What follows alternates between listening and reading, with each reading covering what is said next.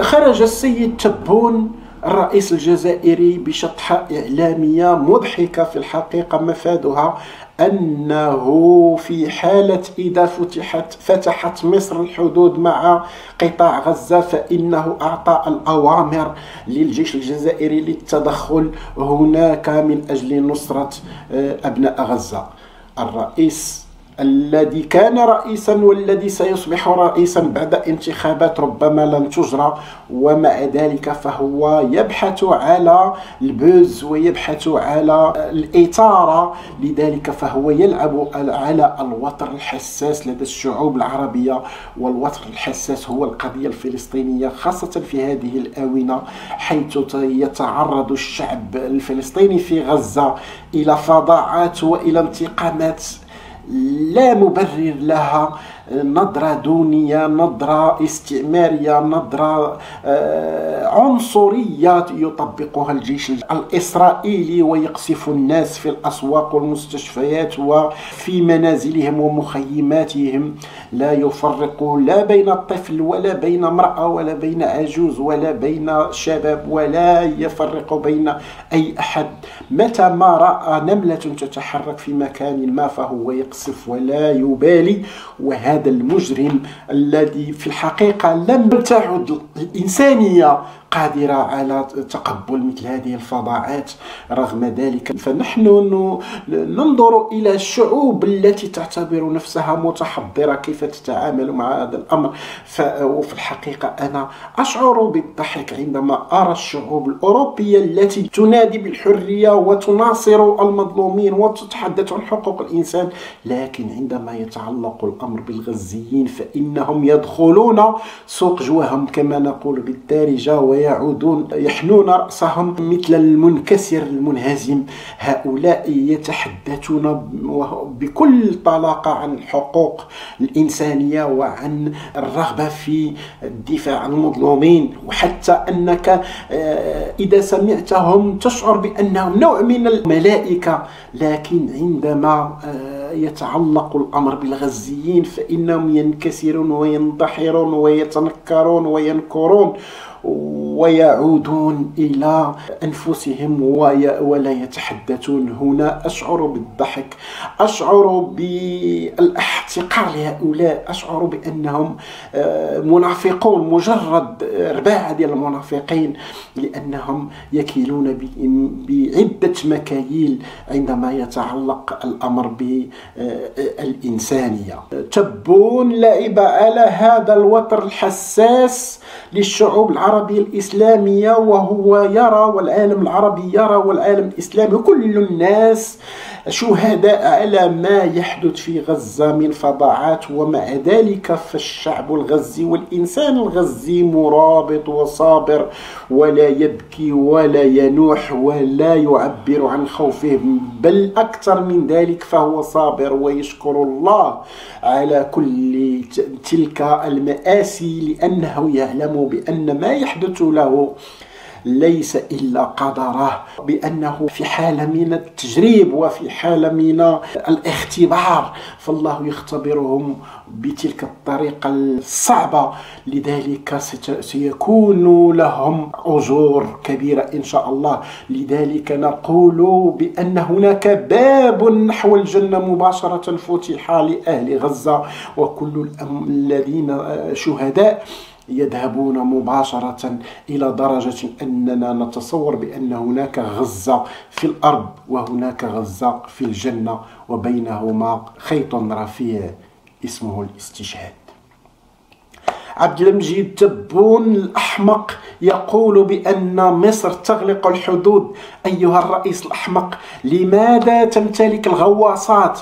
لماذا تمتلك الطائرات؟ لماذا تمتلك الإس 300؟ لماذا تمتلك المدفعية؟ فإذا كانت لديك ديال النحاس فعليك أن تتوجه مباشرة إلى غزة وتدافع على المستضعفين هناك بدل أن تتهم مصر. فمصر دولة قوية ودولة حكيمة وتحاول أن تحل المشكل بالطرق الدبلوماسية والسلمية، وذلك ما تستطيعه في الحقيقة.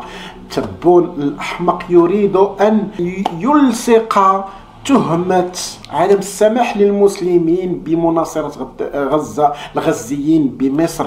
والحقيقة هي أن تبون لا يملك القدرة، لا يملك الشجاعة، لا يملك ما يجعله، وأن ذلك الكلام الذي يقوله ليس الغاية منه إلا البوز والإثارة وصناعة الإثارة لدى الجماهير، وهو بذلك يقصد الجماهير المستضعفة المستحمرة داخل الجزائر. لذلك نجد بأن لا مصر أجابت ولا إسرائيل أجابت، حتى الغزيون يعرفون القصة، فهم يعرفون بأن الجزائر إن أراد أن يساعد وأن يذهب وأن يشارك في هذه الحرب ما عليه سوى أن يذهب إلى لبنان ويدخل من جهة لبنان إن كانت مقفلة من جهة مصر مع صديقه حزب الله، أو مع صديقه بشار الأسد الذي ارتكب الفظاعات في الشعب السوري الشقيق. ويمكنه حتى أن كما يقول بأنه عنصر فعال في جهة المقاومة، في محور المقاومة كما يقول، وهذه المقاومة التي صدعت رؤوسنا بالرد على إسرائيل على مقتل هنية. نلاحظ بأنها لم تصنع شيئا، لم تفعل شيئا لحد هذه الساعة. إيران ما زالت تتبورد وتبرز عضلاتها وتقول بأنها سترد، لكن لا رد موجود ولا حتى حس لأي شيء. لذلك نستنتج، وهناك تقارير تتحدث بأن هنية تعرض للاغتيال في التراب الإيراني من طرف إيرانيين، من طرف الحرس الثوري الإيراني الذي لا ثقة فيه. فالشيعة يمكن أن ينقلبوا على بعضهم البعض في أي لحظة. لا ثقة في هؤلاء، لا مبادئ لهم ولا قيم لهم ولا جرأة لهم ولا كرامة لهم، فهم يبيحون لنفسهم عدة أشياء غير مستصاغة وغير مقبولة. الرد الإيراني تأخر، وتبون من هنا ينادي ويقول بأنه سوف أعطى الأوامر للجيش الجزائري، وهو يهرف بما لا يعرف، لأن الجيش الجزائري لا يتقبل الأوامر من تبون ولكن يتقبل من شنقريحة، والشنقريحة ليس إلا حارس للمصالح الفرنسية في هذه المنطقة، حتى في داخل الجزائر وفي منطقة المغرب العربي وفي منطقة الساحل الإفريقي. تبون لا يمتلك جيشا من القرون الوسطى لديه عربات يجرها الحصان وأخرى تدفع بالأيدي ويحمل الذخيرة على ظهور الحمير. تبون لديه جيش كما هو يقول قوة ضاربة، وفي الحقيقة هي مضروبة وضربت في آخر مرة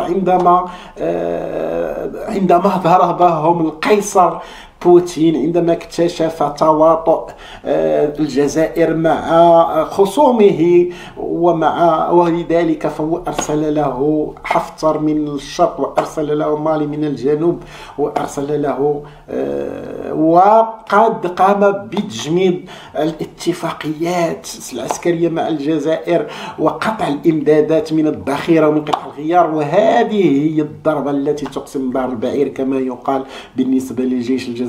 هذا الجيش لا يستطيع أن يدخل أي حرب مع إسرائيل أو حتى ينصر الشعب الغزي.